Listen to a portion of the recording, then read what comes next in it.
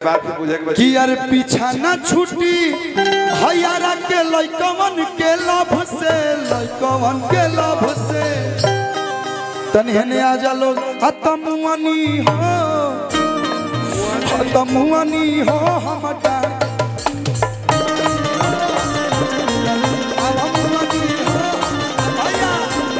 वे भाव लागी हमारा रहते बोल रे पगली कवना बात के चिंता बा।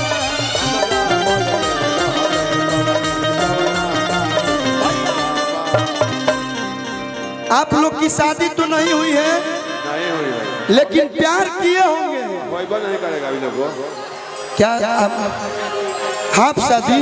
हाँ हमने के फुल शादी वाला है जा हमार तो हम तो 2.5 गो बियाह के लेबे कोई गो 2.5 गो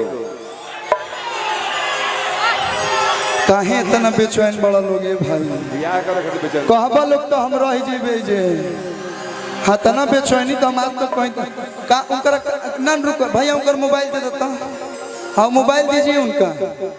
हाँ फलाइन की दे दो इनकर दा मोबाइल। अरे फेंकब हम भी अरे रे ना भाई कैच हमरा नहीं मोबाइल दे दीजिए उनका को फोटो लेना है दे ले आओ। हमारा रहते बोल रे पगली हाँ कबे से बेचैन बा भाई हमारे ले लो लौका तरह नू अरे तू लौका उनका लौका एगो तो सही मोबाइल फूटल बा अब फेंको तरह मन ना पकड़नी तो कहाँ के रह जाए। अरे आपन है तो हमारा रहत अब देखा है ना से मोबाइल हम फेटो खींच के आइल बनिए जा गाँव में तो लोग 2-4 गाना हमारे के अगर बाद हम निकले मोबाइल फेंटो हमारा रहते बोल रे पगली कवना बात के चिंता कि तोरा के कौन हाथ लगा दी जबल बाघावा जिंदाबाद।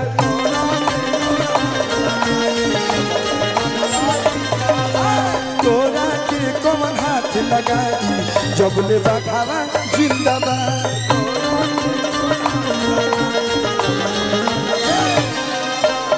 मिले नाही माही बाबू के डरे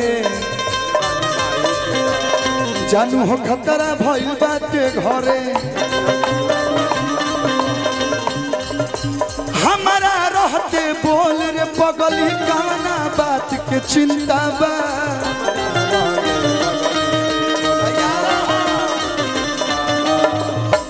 हयारा के लइकवन के रहते बोल रे पगली कवना बात के चिंता बा। एक से लव कीजिए या तो आर नहीं तो पार। एक से लव कीजिए 3 गो कि तोरा के कौन हाथ लगा दी जबले बाघावा।